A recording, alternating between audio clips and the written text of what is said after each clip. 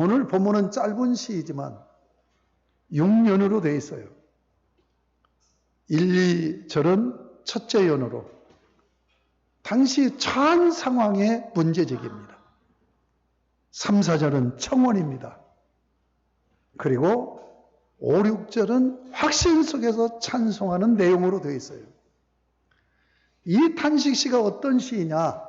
학자들 간에 토론이 되어지는 문제입니다. 개인적인 고난의 탄식이냐 아니면 국가적인 재앙에서 오는 탄식이냐.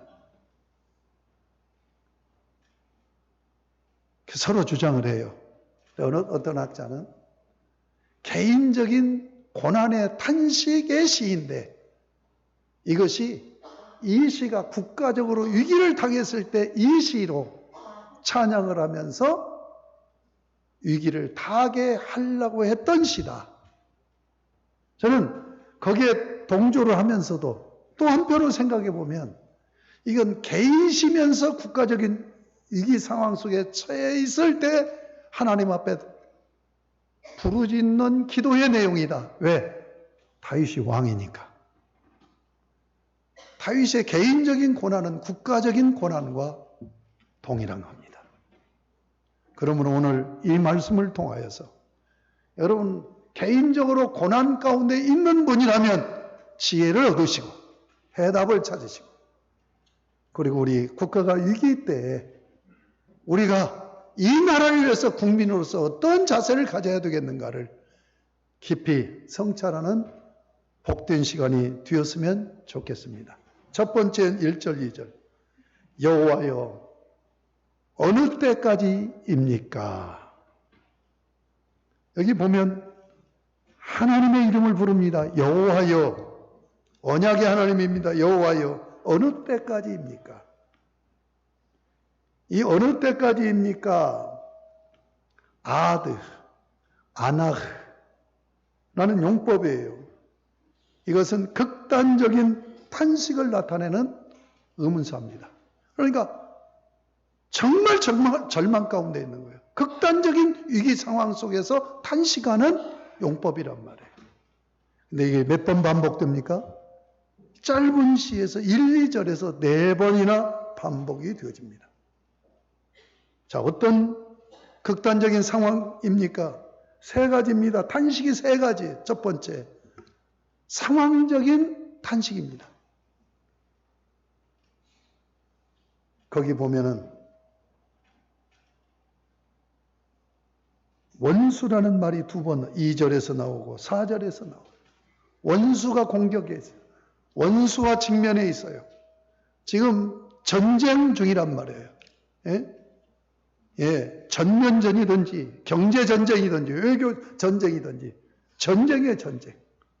지금 원수가 압박해 와서 숨도 쉬기 어려운 그런 상황 가운데 있는 그런 고난 속에서 탄식하고 있는 겁니다. 두 번째는 마음의 탄식, 마음의 고뇌, 고통입니다. 거기 2절 보세요. 종일토록 마음에 근심하기를. 종일토록 그 근심이 자기 마음을 놔주질 않아. 두 번째는 3절에 보면 두렵건대 내가 사망의 잠을 잘까 하오며 사망의 잠은 지금 죽을 지경이라는 얘기예요. 죽을지도 모른다고 하는 이 두려움에 사로잡혀 있는 거예요. 세 번째는 뭡니까? 4절에 보면 두렵건대 두렵습니다. 뭐가 두려워요? 지금 전쟁하고 있는데 원수가 꺾어버리고 원수 앞에서 지금 흔들리고 있는 거 흔들리고 있어요. 흔들릴 때 저것들 무너지겠구만 하고 기뻐할까? 그러니까 대적들을 강하게 의식하면서 오는 공포의 두려움. 상황적인 고통, 마음의 고통. 한 걸음 더 나가서 영적인 고통. 거기 2절에 보세요. 나의 영혼이 번민한다. 영혼 깊은 곳에서부터 번민하는 괴로움이 있어요. 왜 번민합니까? 영적인 고통이 뭡니까? 하나님이 외면해 버린다는 거예요. 하나님이 침묵해 버리는 거예요. 여러분, 상황적인 고통, 마음의 고통, 영적인 고통. 그래서 존 칼빈은 종합적인 고난 속에 젖어 있다. 이것을 고린도서 4장 8절에서는 사방으로 우겨싸여 있다라고 표현한 것처럼 사방으로 우겨싸여 있어요. 그래서 4번 반복해서 어느 때까지입니까? 그러니까 동서남북 사방이 에워싸여 있어요. 그런데 상황도 악화되어 있고 마음으로도 두려워 견딜 수가 없고 흔들려서 중심을 잡을 수가 없어. 그런데 하나님은 외면하셔. 침묵하셔. 영적인 고통까지 느끼고 있습니다. 고통당하는 여러분이 있다면 어떤 상황입니까? 어느 정도 고통의 수위입니까? 자, 이렇게 오늘 3절에서 얘기한 것처럼 죽을 것 같습니다. 이러다가 죽는 것 아닙니까? 하는 공포의 두려움. 이런 상황 가운데서 어떻게 길을 찾습니까? 3절에 보면 언약하신 하나님을 뭐라고 불러요? 내 하나님이라고 부릅니다. 여호와 내 하나님이요. 하나님이 지금 외면합니다. 침묵합니다. 그런데 이 예시인은 여호와 내 하나님이요. 그리고 그분을 향합니다. 그분을 향해요. 왜 그분을 향할 수 있습니까? 위는 열려 있으니까. 지금 사방으로 우겨 쌓여 있어요. 사중적으로 우겨 쌓여 있어요. 위가 열려 있어요.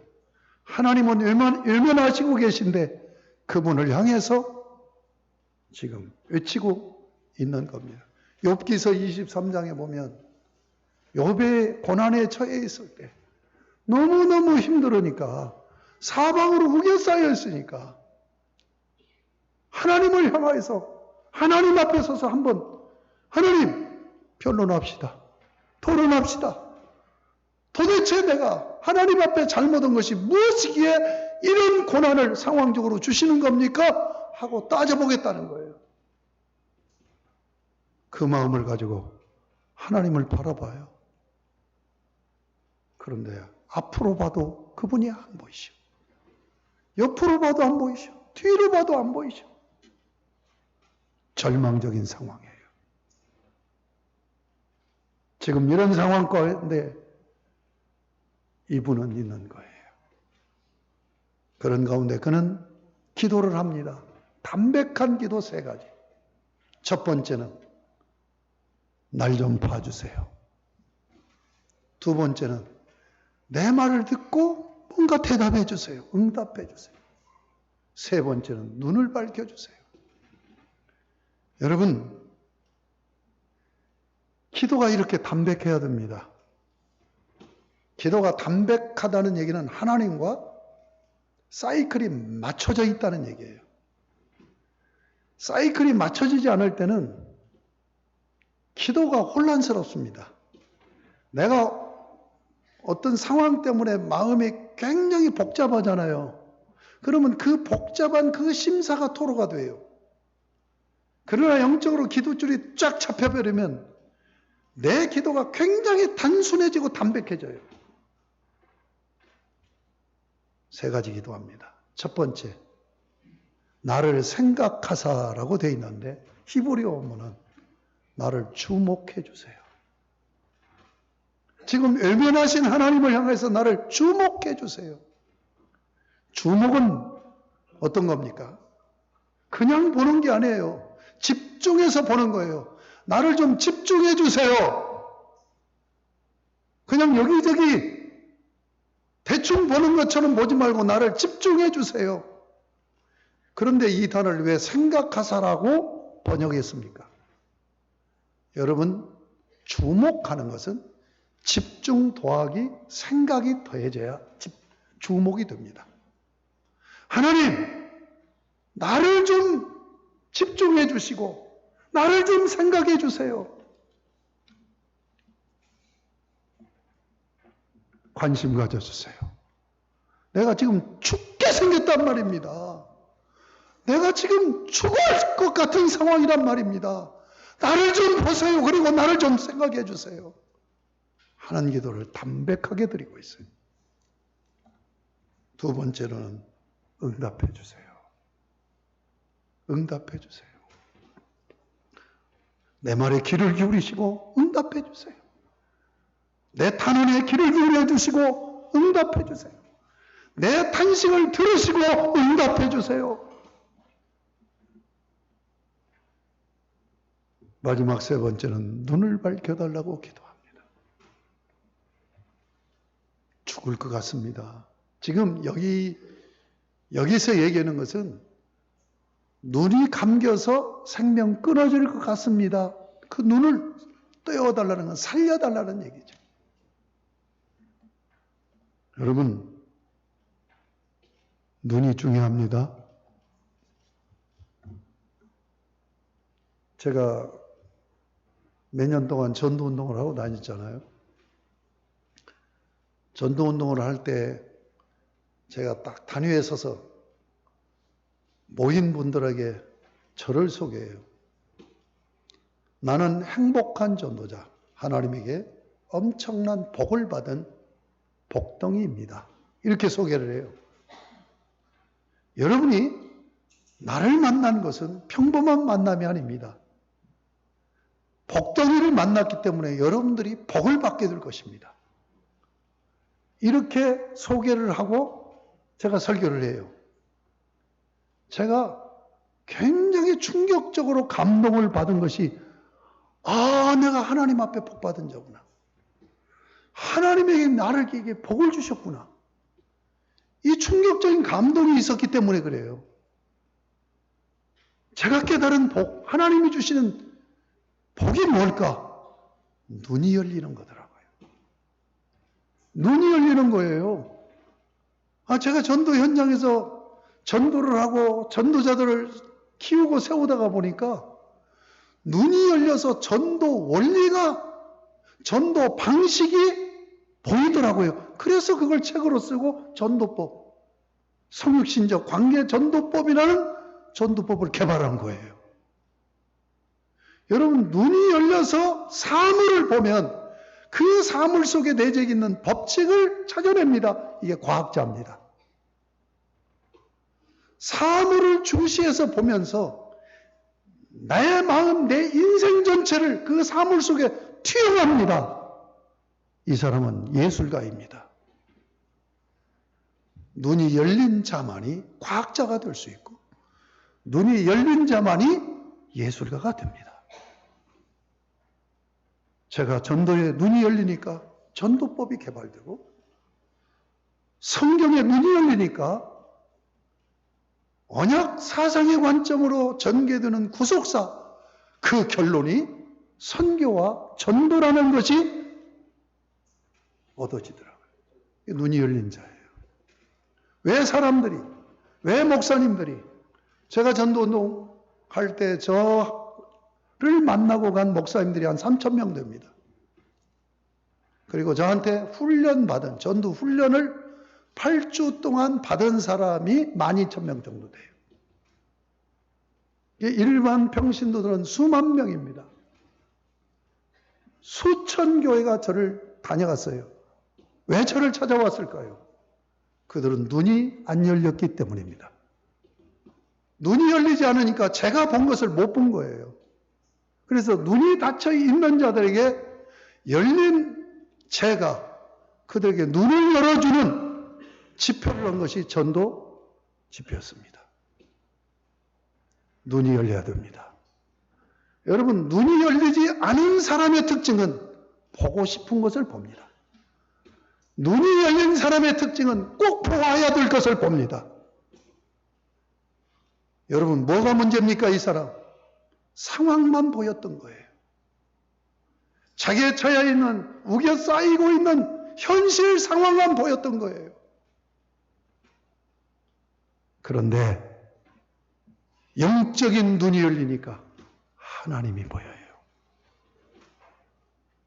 그런 은혜가 여러분에게도 있기를 원합니다. 하나님이 보여야 돼요. 하나님이 보여야 돼요. 그게 답이에요. 그게 해답입니다.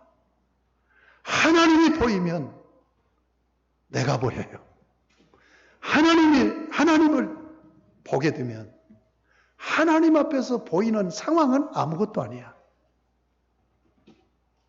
여러분, 하나님을 향하여 바라보시고 눈을 열어주시는 놀라운 은혜를 누리시는 여러분이 되시기를 바랍니다. 눈이 열린다는 건 산다는 거예요. 여러분, 눈이 열리는 비결은 뭡니까? 들어야 됩니다. 무엇을 듣느냐로 보는 안경이 형성이 돼요.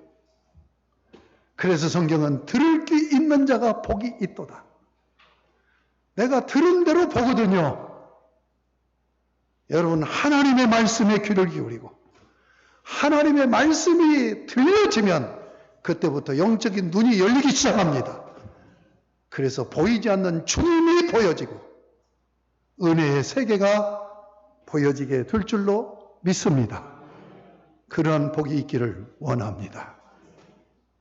자, 이제 세 번째 연입니다. 그가 기도한 후에 6절에 내가 여호와를 찬송합니다. 두려워서 공포 속에 사로잡혀 있어요. 중심을 잃고 흔들렸어요. 죽을지도 모른다고 하는 숨이 확확 막히는 그런 위기 상황 가운데 처해 있던 이자가 찬송을 불러요. 찬송 부릅니다. 왜 찬송을 부를까요? 5절에 보세요. 나는 오직 주의 사랑을 의지하였사오니. 눈이 열렸습니다. 눈을 밝혀달라고 하는데 주께서 눈을 열어주셨습니다. 영적인 눈을 열어주셨습니다. 누가 보입니까? 여호와 나의 하나님이 보입니다. 여호와 나의 하나님의 마음을 느끼기 시작합니다. 여호와는 언약하신 하나님이에요. 언약하신 하나님의 마음은 어떤 마음이에요? 사랑, 헤세드, 인자하심, 헤세드란. 그 다음에 아만, 신실하심이에요. 기도하며 하나님이 눈을 열어주실 때 여호와 하나님을 바라보니까 하나님의 마음이 자기를 너무너무 크게 사랑하시는 그 하나님의 큰 사랑을 체험하게 되는 거예요. 할렐루야. 이거면 돼요. 이거면 돼요. 기도를 깊이 해보신 분들은 아실 거예요. 큰 문제를 안고 기도할수록 기도의 응답은 단순하게 옵니다. 가장 단순한 게 뭐냐? 하나님이 나를 얼만큼 사랑하시고 있는가는 그 마음을 느끼면 돼요. 그러면 뭡니까? 아, 이분 믿으면 되는구나. 이분한테 기대면 되는구나. 이분의 품에 안기면 되는구나. 이분 의지하면 되는구나. 나는 오직 주의 사랑을 의지합니다. 그러니까 뭐요? 공포도 사라져요. 두려움도 사라져요. 흔들렸던 마음의 중심이 딱 서져요. 오직 사랑의 주님만 바라보니까 찬양이 나와요. 기도는 뭐냐? 내가 붙들고 있는 나를 괴롭히는 문제를 놓아버리고 주님을 붙드는 작업이 기도의 작업이에요. 이런 은혜의 역사가 여러분의 신앙생활에서 이루어지기를 주님의 이름으로 축복합니다. 그러니까 입에서 찬송이 나와요. 탄식하던 그 사람이 이제 찬송이 나온다. 여러분의 탄식이 찬송으로 바꿔지기를 원합니다. 그런데 여기서 재밌는 것은 5절 다시 봅니다. 나는 오직 주의 사랑을 의지하여 싸우니 나의 마음은 주의 구원을 기뻐하리이다. 우리 언어 표현으로 지금 좀 애매하게 표현이 되어 있어요. 히브리어는 동사만 공부하면 히브리어를 다 하는 거예요. 히브리인들은 생각하는 민족이 아니라 행동하는 민족이에요. 하나님 말씀 떨어지면 그냥 순종해. 그래서 동사가 발달이 되어 있어요. 근데 히브리어 동사가 발달되어 있어도 시제는 고어기 때문에 단순합니다. 미완료형과 완료형으로 나눕니다. 오늘 5절에 나의 마음은 주의 구원을 기뻐하리다가 미완료 시제. 그러니까 하나님께서 나의 상황을 바꾸어 주셔서 구원해 주심으로 내가 기뻐할 수 있게 하여 주실 것입니다 하는 미완료형이에요. 다시 해서 무슨 얘기입니까?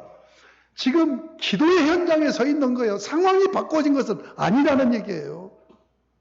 상황은 조금도 변함이 없어요. 그런데 기도할 때 하나님의 마음을 느껴버리니까 믿음의 확신이 생겨서 찬송을 하게 되고 그 확신을 가지고 하나님은 반드시 나로 즐겁게 하실 것입니다.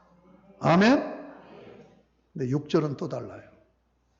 내가 여호와를 찬송하리니 이는 주께서 내게 은덕을 베푸십니다. 은덕이라는 말이 히브리어 말로는 풍성한 충만한 은혜를 얘기하는 거예요. 이 시제는 완료형입니다. 완료형으로 끝나요.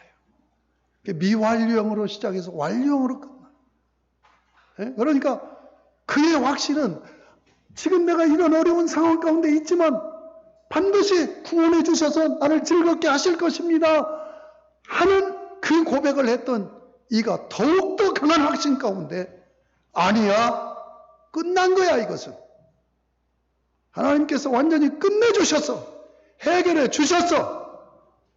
그래서 풍성한 은혜로 잔치해야지 하는 자리에까지 나가게 된 겁니다. 그런 은혜가 여러분의 삶에 넘치기를 바랍니다. 재미있는 것은 사중적인 탄식이에요. 사방으로 우겨 쌓여 있는 거예요. 기도는 삼중적인 기도예요. 담백한 기도. 나를 봐주세요. 주목해 주세요. 내 말 들어주세요. 내 눈을 열어주세요. 여러분, 주님도 겟세마네 동산에서 3번 기도했어요. 이렇게 기도하시면 돼요. 응답은 하나입니다. 예? 사중적인 탄식에 삼중적인 기도에 응답은 하나예요. 응답이 뭡니까? 하나님의 사랑의 마음을 알게 하신 거예요.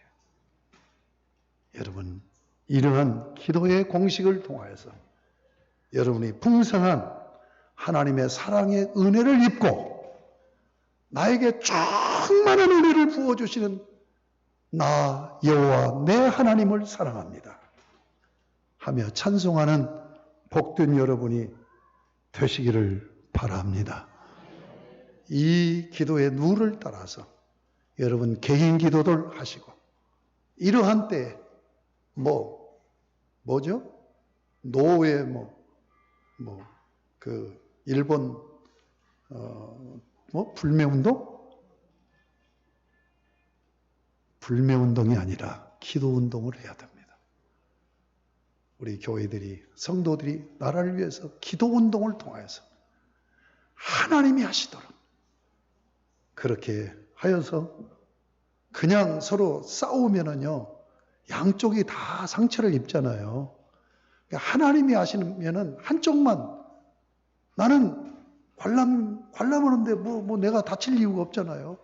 하나님이 내 편에 대해서 싸워주시니까. 기도운동을 통하여서 우리 위기에 처한 이 나라를 우리 성도들의 힘으로 하나님께서 역사하셔서 구하고 여러분의 개인의 문제도 내가 싸우는 것이 아니라 하나님이 싸우게 하셔서 승리하는 복된 신앙생활들이 되심으로 잃어버린 찬송을 다시 회복하여서 새 노래를 부르고 하나님이 하셨습니다는 간증하며 사는 복된 성도 여러분들이 다 되시기를 주님의 이름으로 축복합니다.